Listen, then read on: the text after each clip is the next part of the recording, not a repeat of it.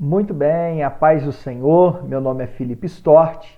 Você está no meu escritório, seja muito bem-vindo. Hoje nós estudaremos mais uma lição da Escola Bíblica Dominical.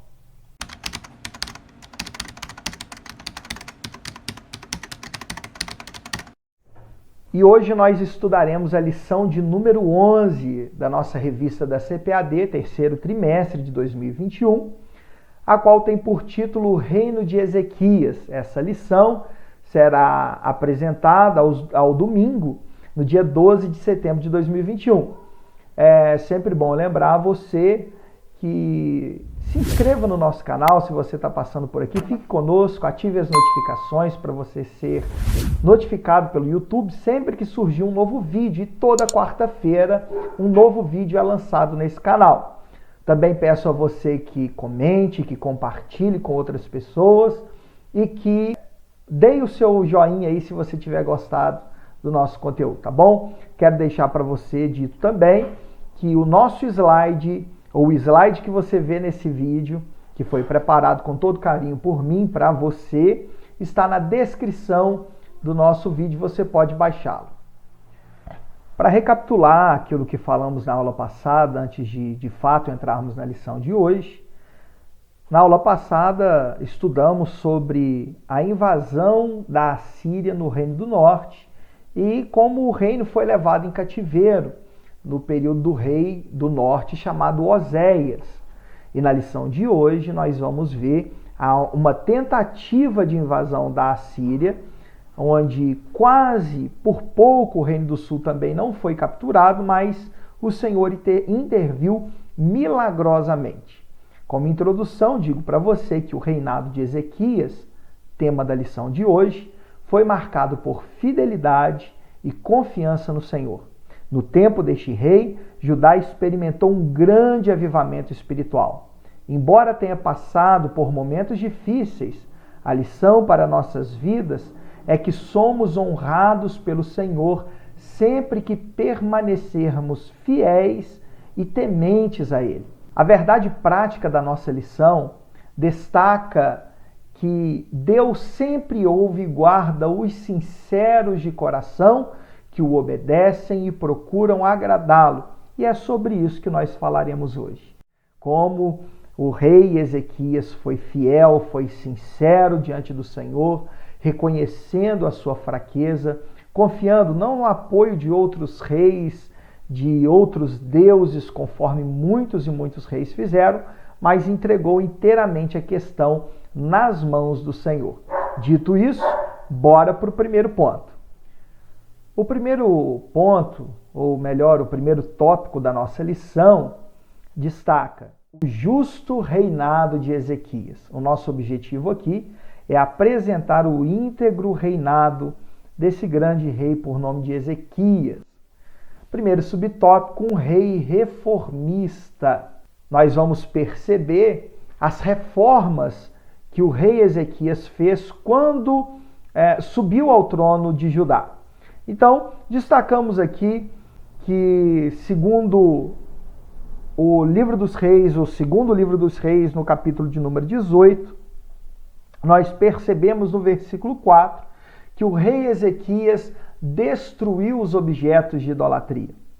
Vemos também lá em 2 Crônicas 29, versículo 3. Aliás, deixe-me fazer um parênteses para você.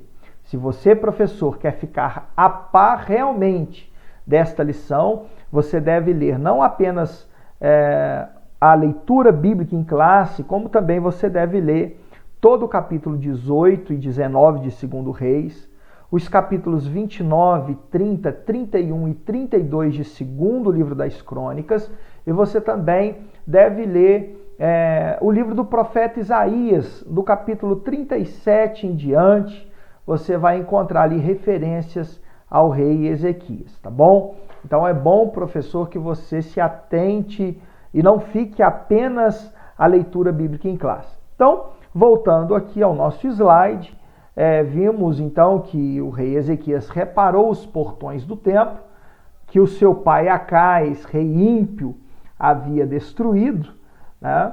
Ele também purificou o templo, tema do nosso segundo subtópico, onde nós explanaremos melhor esse ponto. Algumas características do rei Ezequias. Em primeiro lugar, destacamos que Ezequias é um homem de fé. Ele confiou no Senhor mais do que todos os outros reis de Judá. Versículo 5 do capítulo 18 de 2 Reis. Notamos também que ele foi um homem fiel, porque ele se apegou ao Senhor. Versículo de número 6. Então, há uma diferença. Uma coisa é ter fé, confiar no Senhor. Outra coisa é ser fiel, se apegar no Senhor. Perdão. E Ezequias se apega ao Senhor completamente. As suas obras, o rei Ezequias, ele foi um grande estrategista, um grande rei, um grande pensador no seu tempo. Foi um rei que construiu muita coisa. E diz-nos aqui o nosso slide que Ezequias tem se tornado famoso entre os arqueólogos por haver conseguido trazer água potável para Jerusalém por meio de um túnel, atualmente chamado de Túnel de Siloé. A gente pode ver isso daí em 2 Reis, capítulo 20, versículo 20. Ezequias, segundo vai dizer-nos Champlin, edificou um reservatório chamado Poço de Siloé, que tem cerca de 9 metros e 15 de comprimento por 6,10 de largura. E Jesus determinou que o cego fosse lavar-se ali, de acordo com João, capítulo 9, versículos de 7 a 11. Além disso, nós vemos que quando Ezequias ele destrói os objetos de idolatria, um dos objetos que Ezequias destrói é a serpente de bronze, que quando o povo de Israel foi atravessar o deserto e por conta das suas murmurações, o Senhor feriu aquele povo com picada de cobra. Para que aquele povo pudesse ser curado, Deus havia mandado a Moisés construir uma serpente de bronze para que todo aquele que olhasse para aquela serpente fosse curado.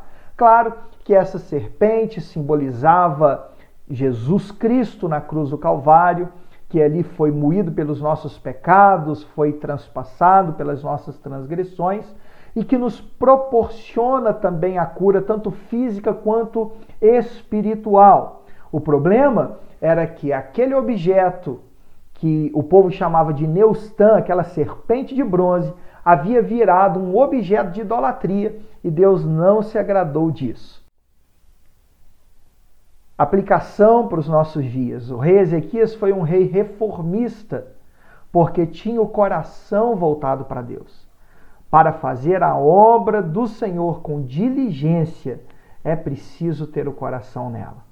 Não dá para fazer a obra do Senhor de maneira negligente. Aliás, veremos isso melhor detalhado quando falarmos da purificação do templo, como o rei Ezequias purificou ou mandou que se purificasse todos os utensílios. Não foi negligente, ele foi diligente. Para sermos diligentes na obra do Senhor, é preciso termos o coração na obra do Senhor.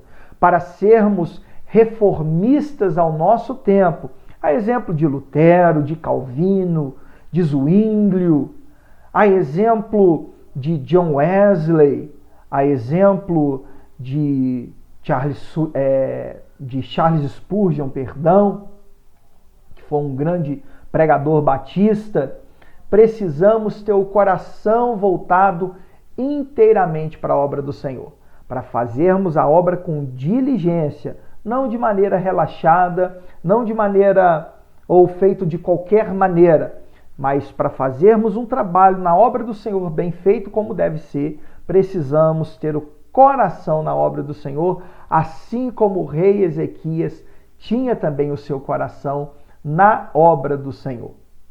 No próximo slide, você pode perceber um subsídio arqueológico. Esse subsídio é o tanque de Siloé, onde Ezequias cavou ali um túnel para trazer água para dentro de Jerusalém. Esse local ficou conhecido como tanque de Siloé. Olha, este livro Tempos do Antigo Testamento, na página 241, diz que Ezequias tomou providências imediatas para proteger Jerusalém de um ataque e ordenou aos seus engenheiros que construísse um túnel que traria a água da fonte de Giom para dentro da cidade. Este túnel foi escavado através de rocha sólida por uma distância de aproximadamente 550 metros. Veja, 550 metros de rocha sólida escavada. Continuando a nossa leitura. E quando foi terminado, saiu exatamente onde posteriormente esteve localizado o tanque de Siloé. O segundo ponto é a purificação dos lugares sagrados. O primeiro passo de Ezequias, quando subiu ao poder, foi reabrir as portas da casa do Senhor que o seu pai, Acais, havia fechado, segundo Crônicas 28 e 24. E também purificar os lugares sagrados. Para que isso fosse possível, Ezequias contou com a ajuda dos levitas, que com 8 dias conseguiram purificar todo o templo do Senhor. Conforme dito pelo nosso comentarista pastor Clayton Pumerinin, a purificação foi tão completa que no relato do segundo livro de Crônicas, capítulo 29, versículos 18 e 19, a palavra todos é repetida várias vezes no texto. Então, quando você vai ali para 2 Crônicas, capítulo 29, deixe-me abrir aqui, eu tenho a Bíblia aberta online aqui, né? 2 Crônicas 29, a partir do versículo, ou nos versículos 18 e 19, a minha versão eu leio na NAA, diz: então foram falar com o rei Ezequias no palácio e disseram: já purificamos toda a casa do Senhor, bem como o altar do holocausto com todos os seus utensílios e a mesa da proposição com todos os seus objetos. Também todos os objetos que o rei Acais, em sua infidelidade, jogou fora durante o seu reinado, nós já preparamos e santificamos, e eis que estão, implicitamente aí, todos diante do altar do Senhor. Então, perceba realmente a diligência de Ezequias na obra do Senhor. Por isso eu digo para você e reafirmo o que nós já havíamos dito. É preciso ser diligente na obra do Senhor. Não se pode fazer a obra de Deus pela metade. É muito comum, às vezes, a gente querer pregar de qualquer maneira, talvez o professor da escola dominical se preparar de qualquer maneira, fazer o seu estudo pela metade, pior, alguns ainda, que apenas pegam na lição poucas horas antes de ter de ministrá-la. Não treina em sua casa, chega totalmente despreparado e a sua aula é despreparada, a sua vida é despreparada, os seus alunos percebem que ele é despreparado, a classe não progride, a obra do Senhor então foi feita pela metade, foi feita de maneira negligente e o Senhor, ele não se agrada disso. Terceiro ponto que nos chama a atenção, ou melhor, que o comentarista chama-nos a atenção, é para a adoração nacional. Além de se preocupar com as reformas previstas, Ezequias também preocupou-se com a reforma religiosa. Ele purificou o templo e conduziu todo Judá a uma adoração verdadeira. Depois de purificado o templo, o rei Ezequias envia mensageiros a todo Israel e não somente a Judá, para convidar os israelitas para a celebração da Páscoa. Mais uma vez, citando o pastor Clayton Pumerinin, a convocação do rei Ezequias ao povo para santidade, adoração a Deus e amplas reformas espirituais ocasionou um dos maiores avivamentos do Antigo Testamento. Houve um impacto espiritual tão grande que, ao voltar para casa, o povo destruiu as estátuas dos falsos deuses e rompeu com a idolatria.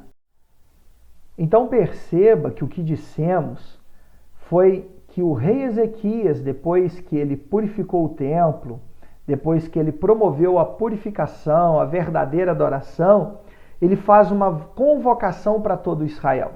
Neste momento, Israel, o reino do norte, já havia sido levado para a Síria.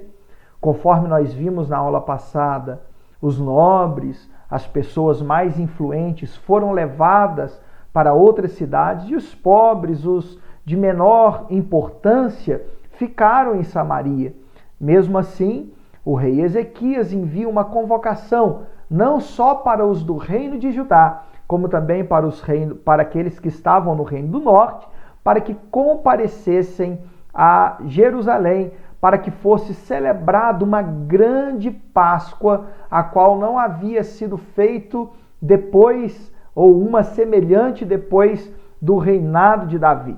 E muitos ali compareceram, e houve, como disse o nosso pastor Claito Pumerini, um grande avivamento no Antigo Testamento. Houve um impacto espiritual muito grande na vida das pessoas, de tal forma que depois desse momento de celebração da Páscoa, o povo voltou para casa destruindo estátuas de falsos deuses e rompendo de uma vez por todas, ou melhor, pelo menos por momento, com a idolatria. Porque o verdadeiro avivamento traz mudança interior. Não é apenas uma questão de barulho, uma questão de rodopios, é uma questão de transformação de vida. Não é algo realmente que apenas se mostra no exterior. Pode ser até que um avivamento chegue ao ponto de extrapolar o interior e ser mostrado ou melhor, extrapolar o interior e ultrapassar para o exterior. Mas o verdadeiro avivamento sempre vai causar uma mudança dentro do povo, uma verdadeira mudança. O povo se arrependeu dos seus pecados e destruiu os objetos de idolatria que tinham. Esse sim é o verdadeiro avivamento. No tópico 2, falaremos sobre a invasão de Judá por Senaqueribe. O nosso objetivo aqui, segundo a nossa lição, é sinalizar as afrontas de Senaqueribe. Em primeiro lugar, falaremos das ameaças de Senaqueribe.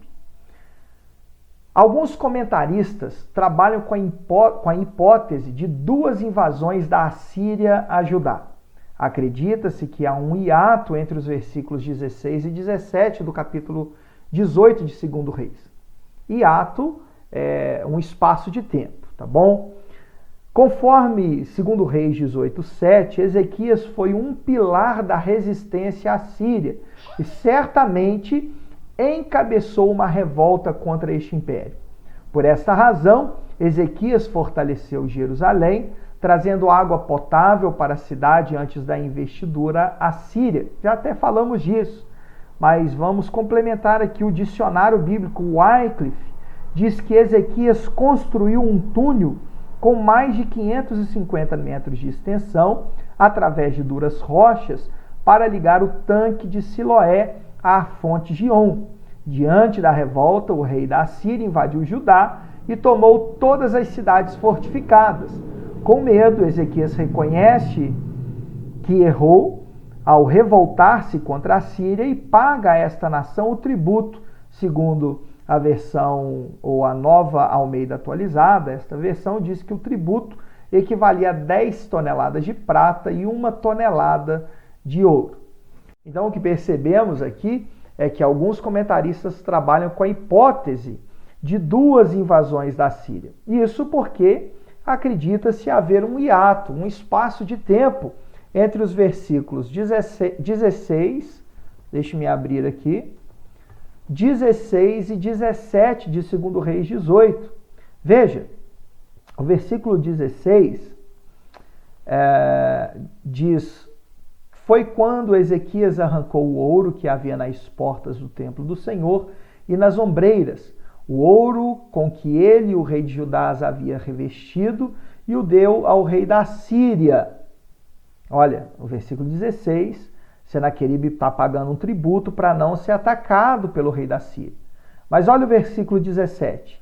Mas o rei da Síria, que estava em Laquis, enviou Tartã, Rabsares e Rabsaqué com um grande exército ao rei Ezequias em Jerusalém. Eles vieram a Jerusalém e quando chegaram, pararam na extremidade do aqueduto do tanque superior, junto ao caminho do campo do lavandeiro.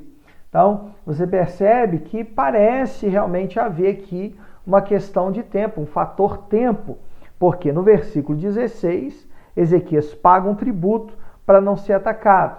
E no versículo 17, o rei Senaqueribe agora envia os seus oficiais para enviar uma mensagem de ameaça para o rei de Judá. Então, de duas uma, ou houve de fato um tempo entre o versículo 16 e o 17, ou Senaqueribe usou ali de astúcia e tomou o tributo de Judá e mesmo assim decidiu invadir Judá, tá bom?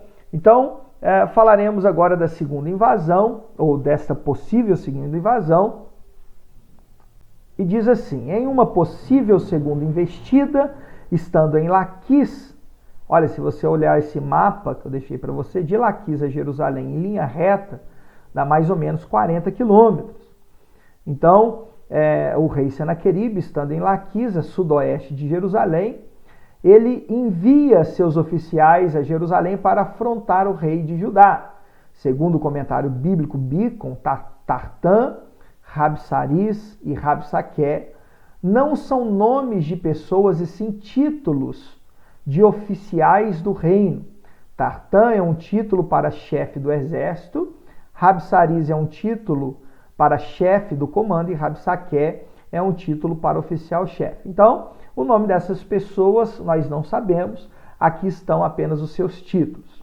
Continuando a nossa leitura, estes 3 oficiais foram enviados a Jerusalém para intimidar a nação e assim evitar um conflito armado.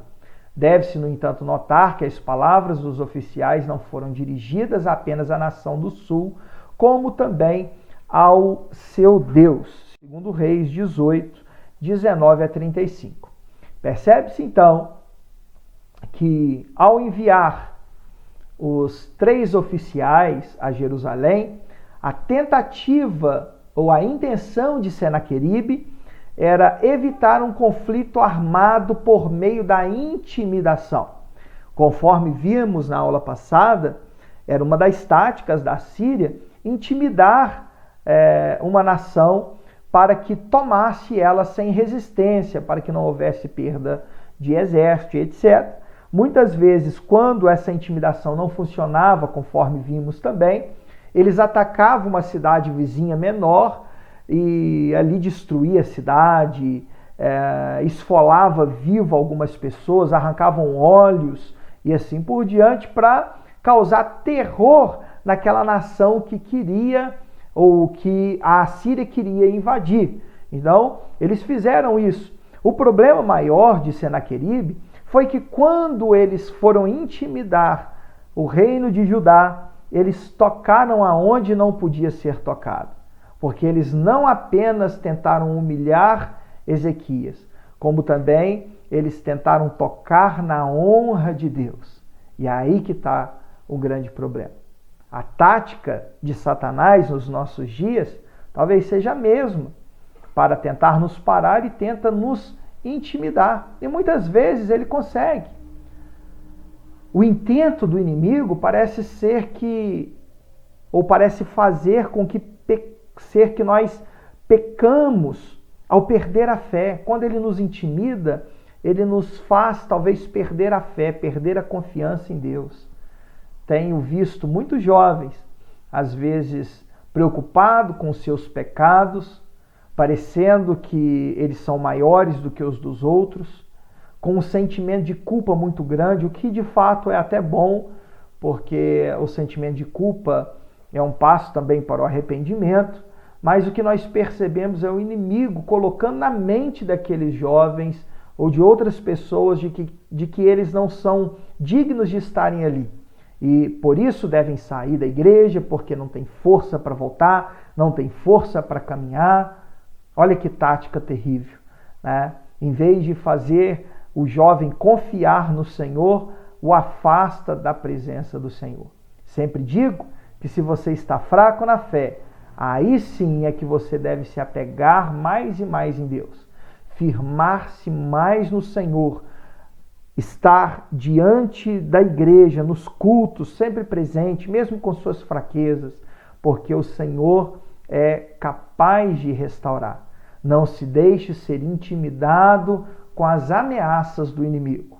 Tenha força, seja corajoso, Deus é contigo. Passemos agora ao temor do rei Ezequias. Ao ficar sabendo das palavras de Rabsaque, Ezequias rasgou as suas vestes e vestiu-se de pano de saco, em sinal de humilhação, vergonha e tristeza. Pano de saco era uma espécie de pano grosseiro, muitas vezes feito com pelos de camelo ou de cabras, em sinal de humilhação, de tristeza, de luto. E Ezequias se vestiu assim. Voltemos agora ao slide. O rei então enviou seus mensageiros, igualmente vestidos de pano de saco, ao profeta Isaías para consultar ao Senhor, na esperança de que Deus tenha ouvido as palavras de afronta contra ele e salve o remanescente de Israel. A resposta do Senhor ao rei de Judá era de que não temesse, pois o rei da Síria ouviria certo rumor e voltaria para sua terra, e de lá não mais sairia, porque seria morto à espada.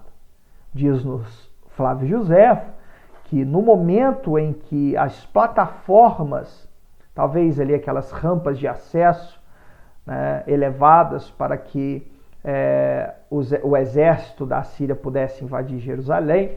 Então, no momento em que essas plataformas se elevaram à altura das muralhas e ele, Senaqueribe, estava para dar o assalto, foi avisado de que Targise ou Tiraca, rei da Etiópia, marchava com um poderoso exército em auxílio dos egípcios e vinha pelo deserto para surpreendê-lo. Diante do ataque, o rei da Síria teve de deixar Laquis e voltar para guerrear, mas não sem antes prometer que a guerra não tinha terminado. É o que nós veremos, essa promessa no terceiro tópico da nossa lição. Mas, por enquanto, vamos falar aqui do temor do rei Ezequias, de sua grande preocupação. Tá? Ele se veste de pano de saco, ele se humilha diante do Senhor, reconhecendo a sua fraqueza, reconhecendo a sua falta de poder diante de tal ação, e vai em busca de conforto, em busca de consolo, em busca da palavra do profeta Isaías. E Deus, assim, dá um grande livramento para Judá. O profeta Isaías disse que não precisava temer, porque o rei da Síria ouviria um certo rumor, que era, conforme nós vamos ver, conforme nós vemos no texto, que Tiraca, rei da Etiópia, ele vai lutar contra o rei Senaqueribe. Então, quando Rabsaque e os outros oficiais eles voltam para Laquis, onde estava acampado o exército da Síria, eles já não acham mais o exército ali, porque eles haviam se retirado para poder guerrear em uma determinada cidade que nós veremos depois. Então, ainda no fim deste tópico, o pastor Clayton Pumerini, ele diz que a obediência a Deus não é sinônimo de ausência de problemas e enfrentamentos. Entretanto, a mão protetora do Altíssimo nunca deixa seu povo desamparado. Olha que palavra excelente. Olha que palavra gloriosa. Nós não estamos isentos de passarmos por tribulações. Talvez até pelo fato de sermos crentes, talvez nós até passemos por mais tribulações. Mas a certeza que nós temos, e está na nossa verdade prática, é de que Deus sempre ouve e guarda os sinceros de coração que o obedecem e procuram agradá-lo. Então, se você teme a Deus, se você serve fielmente a Deus, ainda que venha a tribulação, ainda que apareçam as adversidades, ainda que o mar esteja revolto e o barco pareça que vá naufragar. Se vocês têm aquele que repreende o mar e faz haver grande bonança no seu barco, pode ficar tranquilo. Pode ficar tranquilo. A ausência de tempestade não vai ter, mas bonança na tempestade também sempre haverá. Louvado seja o Senhor. Agora então passaremos para o tópico 3 da nossa lição. Pois bem, o tópico 3 da nossa lição trata-se da oração do rei Ezequias e o grande livramento que o Senhor operou. O nosso objetivo aqui é registrar o fim terrível de Senaqueribe. A oração confiante de Ezequias. Se você lembra muito bem, o que falamos no final do tópico anterior era que houve uma promessa quando Senaqueribe teve que deixar o confronto contra Judá. Ele prometeu que a guerra não tinha acabado. Como ele fez isso? Através de uma carta. Vamos ver. Quando Senaqueribe ficou sabendo que Tiraca, rei da Etiópia, havia saído para guerrear contra ele, enviou novamente mensageiros a Jerusalém para fazer uma nova ameaça. Esses mensageiros levaram uma carta com novas afrontas a Judá e ao Senhor. Desta vez, a atitude de Ezequias foi de levar a carta ao templo e apresentá-la ao Senhor. A curta oração de Ezequias está recheada de ensinamentos. Então, o rei Ezequias, quando recebe a carta, recebe a afronta, agora já sabendo do livramento que Deus já havia dado, ele parece que está um pouco mais confiante na vitória do Senhor. De tal maneira que ele sobe ao templo com a sua carta e a apresenta diante do Senhor. A oração que Ezequias faz ali é uma oração curta, mas é uma oração rica em ensinamentos. Vejamos. Em primeiro lugar, a oração de Ezequias está alicerçada na aliança de Deus com Israel. Ele começa a sua oração dizendo: ó Senhor, Deus de Israel. De igual modo, nós somos o povo da aliança, o povo da nova aliança, o povo por quem Cristo se entregou na cruz do Calvário. E com o seu sangue nos comprou, com o seu sangue nos remiu de todo mal e de toda injustiça. Podemos orar baseado, alicerçados na aliança que temos com o Senhor. É orar lembrando-se de uma promessa, de que o Senhor tem uma aliança conosco. Em segundo lugar, a oração de Ezequias exalta o Senhor. Diz o versículo 15, Ezequias orando, ele diz: estais entronizado acima dos querubins, somente tu és o Deus de todos os reinos da terra. Tu fizeste os céus e a terra. Perceba como Ezequias engrandeceu o nome do Senhor. Ezequias não chegou pedindo, Ezequias não chegou clamando, Ezequias chegou adorando, exaltando. Exaltar é falar palavras de excelência a Deus. E é isso que nós devemos fazer. Adorar ao Senhor, exaltar ao Senhor por aquilo que Ele é, pelos seus grandes feitos, por aquilo que Ele fará, por aquilo que Ele fez, porque Ele é um Deus transcendente, também é um Deus imanente, conforme veremos, por todas as virtudes e qualidades do eterno Deus da igreja. Em terceiro lugar, a oração de Ezequias reconhece a imanência de Deus. Imanência significa que Deus ele não é apenas transcendente, não apenas está na eternidade, numa esfera inalcançável ou na luz inacessível. Deus também se comunica com os humanos. Deus não é alguém que deixou o mundo em funcionamento e se afastou. Não, Deus se comunica com os humanos. E Ezequias reconhece a imanência de Deus quando ele diz no versículo 16: inclina os ouvidos e ouve, abre os olhos e vê, ouve as palavras. Nós precisamos crer também que o Senhor é o Deus que age, não é apenas o Deus que deixa o povo à mercê das injustiças e dos ataques do adversário. O Senhor ainda age e sempre agirá na vida do seu servo fiel. Em quarto lugar, a oração de Ezequias não reivindica o direito de vingança, mas entende que a vingança vem do Senhor. Diz no versículo 16, Ezequias orando, e ele diz: ouve as palavras de Senaqueribe, as quais ele enviou para afrontar o Deus vivo. Em outras palavras, Ezequias está dizendo: escuta o que Senaqueribe falou e age em nosso favor, porque do Senhor é a guerra, porque as nossas batalhas seriam melhor vencidas se colocássemos ela nas mãos do Senhor. Ao povo do Senhor não cabe a vingança, ao povo do Senhor não cabe a discórdia, não cabe o bate-boca. Ao povo do Senhor cabe colocar as nossas questões diante do Senhor e saber que a vingança vem do Senhor, que a retribuição vem do Senhor.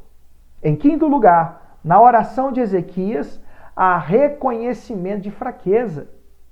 Senaqueribe diz: os reis da Síria assolaram todas as nações, versículo 17. O nome Ezequias significa Iavé é a força. A força de Ezequias não estava nele mesmo, estava no Senhor, Criador dos céus e da terra. Ezequias era fraco e oração é para os fracos. É por isso que nós devemos orar, porque somos fracos, porque não temos forças suficientes para guerrear nem mesmo as nossas batalhas. Por isso, devemos confiar na força do Senhor. Ezequias, novamente digo, significa Iavé é a força. Por fim, a oração de Ezequias visa a glória de Deus. Ezequias termina orando dizendo: para que todos os reinos saibam, ou os reinos da terra saibam, que só tu, ó Senhor, és Deus. Ezequias não queria a glória para o reino de Judá. Ezequias não pediu para que fosse reconhecido quando vencesse a batalha. Ezequias pediu para que o Senhor fosse glorificado, o Senhor fosse reconhecido por todas as nações. Esse é o objetivo do crente: reconhecer a glória de Deus, dar glória a Deus pelos seus feitos e não se enaltecer. Aliás, nas palavras de João Batista, importa que ele cresça e que eu diminua. Temos aí um subsídio arqueológico, né? Um prisma achado, um achado arqueológico de Senaqueribe. Nesse prisma contém algumas inscrições. Vejamos o que diz aí. Este prisma contém 6 colunas de texto nas quais o rei assírio Senaqueribe descreve seus triunfos. Na coluna 3, essa que é mostrada para nós, ele relata sua campanha contra Judá, apresentando uma versão dos eventos narrados em 2 Reis 18 e 19. Como relato da Bíblia, ele descreve as vitórias que levaram ao cerco de Jerusalém. Ele dá a entender, porém, que deixou Ezequias em Jerusalém como um pássaro na gaiola, depois que Ezequias lhe enviou os despojos da cidade. Por outro lado, a Bíblia descreve o exército de Senaqueribe partindo depois que o anjo de Iavé matou muitos deles.